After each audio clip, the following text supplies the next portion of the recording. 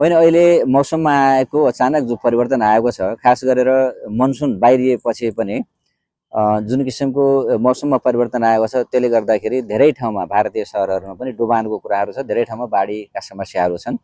त्यसकारणले यहाँको मौसम हेरेर हामी भारततिरको यात्रा गर्ने बेलामा त्यहाँको मौसमको बारेमा जानकारी नपाएर गऱ्यो भने नेपालीहरूले दुःख पाउँछन् भन्नका लागि हामी यो सचेतना कार्यक्रम पनि सुरु गरिराखेका छौँ। त्यसकारण म सबै आम नेपाली दाजुभाइ दिदीबहिनीहरूलाई के आग्रह गर्न चाहन्छु त भन्दा अहिले भारततिर जाने बेलामा आफू जाने सहर र त्यो सम्म पुग्ने जो बाटो छ त्यसको अवस्थाका बारेमा, त्यसको मौसमी अवस्थाका बारेमा बुझेर मात्रै गइदिनका लागि म हार्दिक अनुरोध गर्छु। किनभने हाम्रो यात्रा अन्तिम यात्रा नबनोस्, हामीले त्यहाँ गएर एउटा सुखद भविष्यको कल्पनाका साथ भारततिर जाने बेलामा त्यो हाम्रा लागि सधैँका लागि तितो अनुभव नबनोस् भनेर हामी सचेत रहनुपर्ने हुन्छ।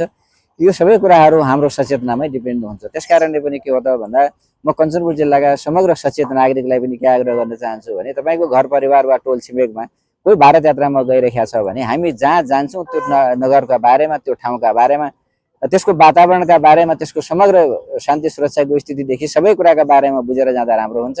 र खास गरी अहिलेको जो अवस्था छ, विषम अवस्था, यो अवस्थाका बारेमा बुझेरै जानका लागि म हार्दिक अनुरोध गर्न चाहन्छु। नेपाल प्रहरी वा हाम्रो नेपाल सरकारका अङ्गहरू जो हामीसँग सरोकार राख्दछन् तीसँग पनि बुझ्यो भने उहाँहरूसँग भएको जानकारी यथेष्ट रूपमा प्राप्त हुन्छ नै।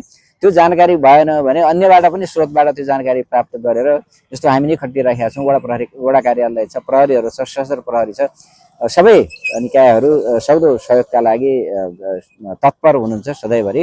त्यसकारण पूर्ण जानकारीका साथ मात्रै यात्रा गर्ने लागि हार्दिक आग्रह गर्न चाहन्छु। धन्यवाद।